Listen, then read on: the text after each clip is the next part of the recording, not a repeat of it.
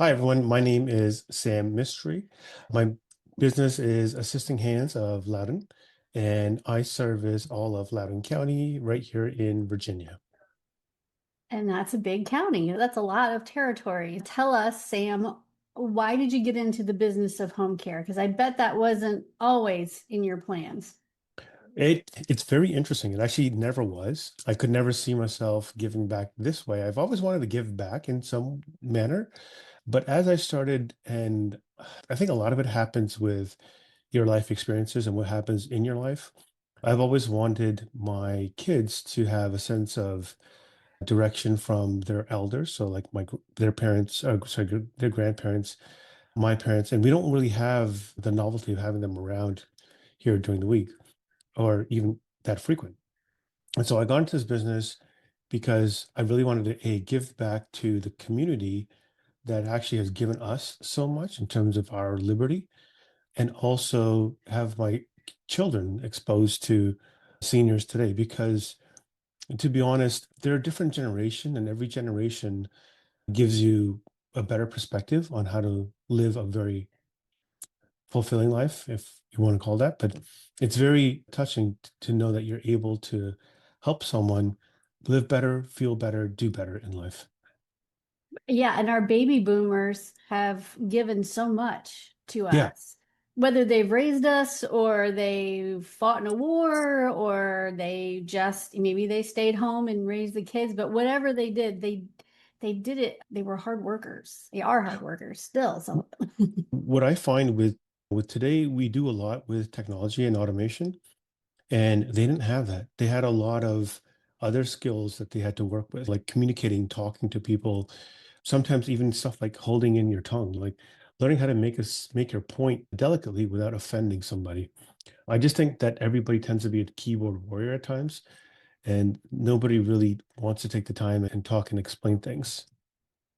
Oh, that's absolutely true. We're in a hurry. We don't have a lot of patience. And I'm a Gen Xer, so I remember playing outside until the street lights came on and listening for my mom holler at me, it's Hmm. time to come in. That's right. There were no cell phones, there was no tracking, there was none No, of nothing those like that. things. Nothing We at all. didn't know where our friends were. We had a Yep. landline in the house. So they have really, and if you look at before, as I was growing up, my parents before that had a lot less to work Right. than we Right. did. So they all have a story. So I think you're right in that introducing our kids to our elders and letting them know that the person sitting before you is not the only way they ever were. They had a whole life and a whole set Yeah. of happenings. So Yeah. I think that's great. Yeah, Yeah. that's a great philosophy. So Yeah, you and have, I go think ahead. one of the key things about it is when you see how people used to live versus how we're living now, there's a bridge that we actually need to cross and actually take some of the stuff. Obviously, we've got cell phones, so we don't need landlines. The purpose of the phone is to communicate. And if you're there in person with someone, talk to them. You don't have to send them a text message or anything like that. Yeah, Yes, it's hard. I think eye contact is harder yeah, for young people because they haven't had to look somebody in the eye and talk to them face to face. that's right.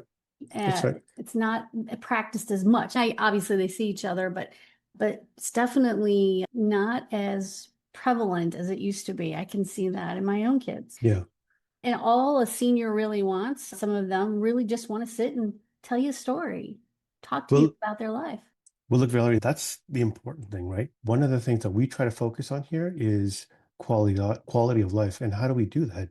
A lot of seniors we have, they're widowed or they've been isolated for a long time.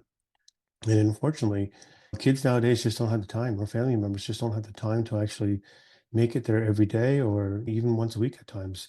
And so caregivers are really there to be that companion and be sounding board, if that makes sense, for them to share their life experiences. And why not just get into that? Why not just help them? You're never really going to know what someone's going through unless you sit down and talk to them.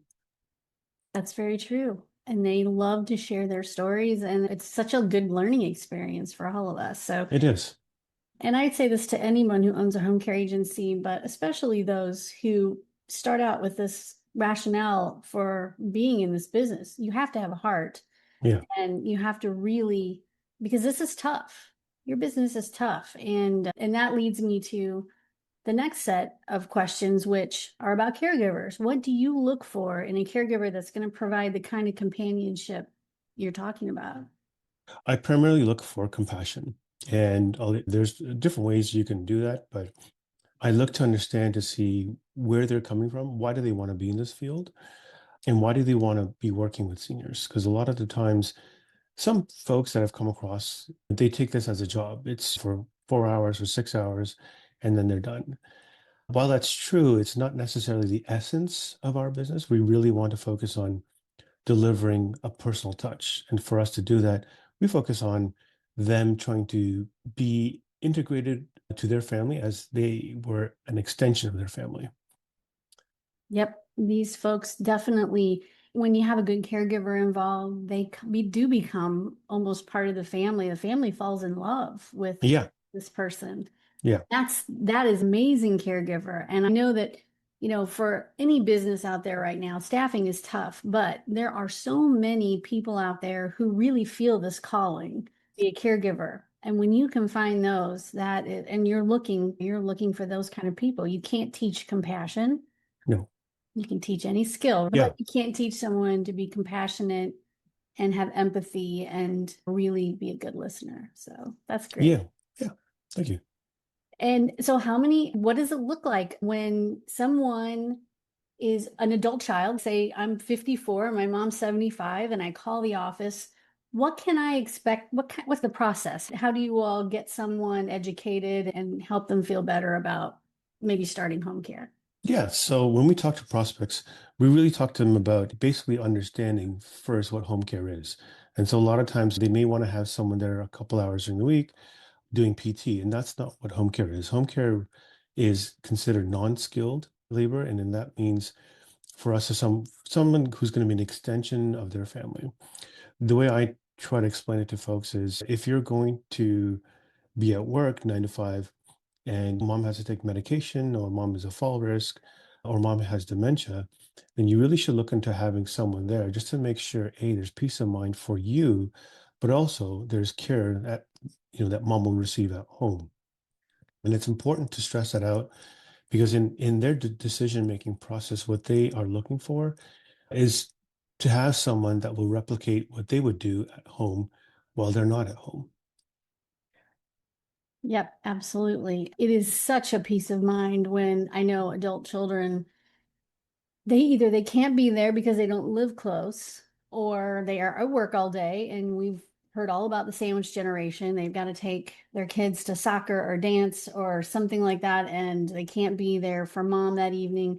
It is such a relief to know that someone that, or a few different caregivers that they've gotten to know over time are there and handling everything. And mom's going to get a good meal, her medications. She's going to be reminded to take her medications. And that is huge for Yeah, an adult child. It yeah, also helps them not have to call in sick that's right. because they have someone they can rely on. Yeah. And if somebody calls the office and when they talk to someone on the phone there, what's the first part of this process? Is it to schedule an at-home assessment, or how do you guys do that? The first part of the process generally is to schedule an in-home assessment, but sometimes people find it comfortable if you're actually there talking to them about caregiving needs. So I'd like to go out there, talk to them about caregivers. What is the caregiver going to do? We talk about the family dynamics, their interaction, how things are at home. I look at the lay of the land and say, mom's got to go up and down the stairs. Is mom a fall risk? Yes. So let's note that as something to consider. And then we always do an assessment. The nurse comes out and does an assessment of the medication that mom may be taking, any of the mental states that mom goes through. So if she's got dementia, Alzheimer's, Parkinson's, any of that kind of stuff, we want to make sure that we have that adequately documented and what is the best ways of approaching that. And then we can get started. We actually go back and combine the notes and work together to make sure we're creating a care plan that's going to work for the caregiver. So they're well informed on all of the physical things that mom needs to be taken care of, and also all of the non-physical things. So it's the companionship capabilities that mom needs. Yeah. And what about when services start? Do you have minimums? So sometimes we have like a 4 hour a day minimum. And I know a lot of this is to make sure caregivers also get the hours they need. How do you make that fit? Yeah, that's a great question. A lot of the times, most home care companies look at basic minimums that they will need. I tend to look at where we have patients and where we have caregivers. And I want to make sure sometimes a caregiver might just want to do 2 hours if they're doing 4 hours somewhere else. It's a lot of it has to be your flexibility, what you're able to do. So I don't really state that we have minimums. If when somebody calls, I get cold calls a lot of the times and saying, "What kind of minimums do you have?" Yeah, we will have basic minimums there, but a lot of times I like to understand where the client is, what their needs are, and if I have someone there, I can help them with their needs, or I can partner up with someone else and send them people their way. And I would imagine that sometimes a senior is not real comfortable with this arrangement. They really don't think they need anybody in the house with them. They really don't want a stranger coming in the house. So maybe starting out with just a couple of hours, a few times a week might be a good way to ease into it a little bit. And they get to know one of your caregivers or a couple of caregivers and they like them. They look forward to those visits and they look forward to that That's right. company. That's right. That's right. It's nice to hear that you're willing to work with folks with the because also if most non-medical home care is private pay. Yeah, There are some caveats to that, long-term care insurance and VA stuff, but it's nice to be able to start out and have a lower cost trial with a couple hours here and there to see how things are going to fit and roll. absolutely. Always think that any home care agency that can kind of work with a family and see how things are going to go, that's really a nice way to kind of move into things and Yeah. Yeah. slow roll. It also allows you to build a bridge between the families. So you're building a bridge not just between you and the patient, but between the caregiver and the patient. And having someone there is not just there for work, but it's more an extension of someone being at home while their actual family members are working. Yeah, that's great. It's a relationship building exercise That's right. for the first few visits at least. So everybody gets to know each other, what their likes are, dislikes, and how things are going to go throughout the day. So that's That's wonderful. right. Yep. Yep. Is there anything else about you all or in your experience in the last few years that is just some, I don't know, maybe some clients that you've had that really are great examples of how this works? I know everybody has a few stories, no names, but if you have just someone who started out with being a big challenge and how you guys work through it, is there any other things like that that you'd like to share with us? Yeah, we've had a couple of new clients, in fact, who were a little hesitant about doing home care. I was able to meet with them initially just to talk about what the purpose of home care, where you would need it. This person actually needed it because she has Lewy body dementia Oh my. and they needed someone there. The husband was getting frustrated. He says a lot of people believe they can take care of someone, and most people can, but you don't realize how much frustration builds up when you have to repeat things and the process is repetitive Oh, and it happens hard. daily. So it's good to get a break in that sense. So they started with us for a couple days a week, and I think within 2 weeks it went from 2 days to 4 days, and now we're looking on getting 5 days, probably extending the hours as well. Yeah, I think you don't realize if because this didn't happen, boom, just like that. He eased into caring for her over the Yeah, years and things got worse. And you just don't realize how nice it is to be able to walk out of the house just to go to the grocery or just to go play a round of golf or whatever it is you like and get that's that what I break. keep telling them is sometimes part of our talk and discussing why they need home care is if they're a married couple, to the spouse, it becomes challenging. And so it's almost as if they have to give up a little bit on life, their Mhm. life. So they can't do the social interactions, the lunch with friends and that sort of stuff. And that's where it gets to be challenging because they miss out and they feel like they live in regret. Most seniors feel like they live in regret when they do this. They will never say it, but you can see the expressions on their faces that I can do it. They'll tell me I can do it. It's not a problem. And it's not really that it's not a problem. It's more about the joy in giving to your spouse as if you're able to give that unequivocally. Yeah. And so that's really what we want to give to them. It's nice that they can be a spouse again and not be a caregiver, even if it's just for a Oh few yeah, hours a day. They can just be, you yeah, know, be the spouse. And whether that means going and doing an errand that they need to do, or sitting and having a cup of tea and not worrying about what's going on. yeah, yeah. That is joy. And or being able to go to maybe a church on Sunday or some religious service, or being able to just go to hang out with the guys and play cards, whatever it is. That's right.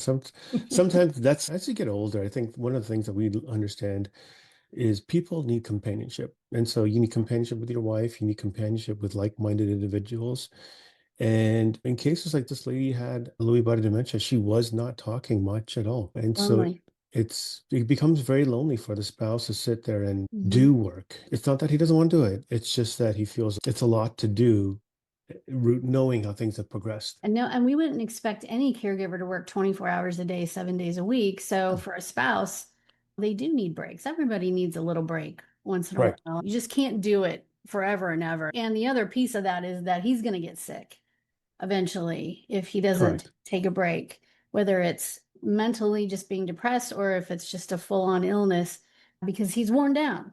Yeah, that's right. So That's that's right. great. I'm glad you guys could step in and help out and make his world a little better, make her world a little better. That's definitely what it's all about. That really is. Yep. Thank you for talking to us today. Thank you for sharing your stories and your commitment to Loudoun County and all the things that you guys do for everybody out there.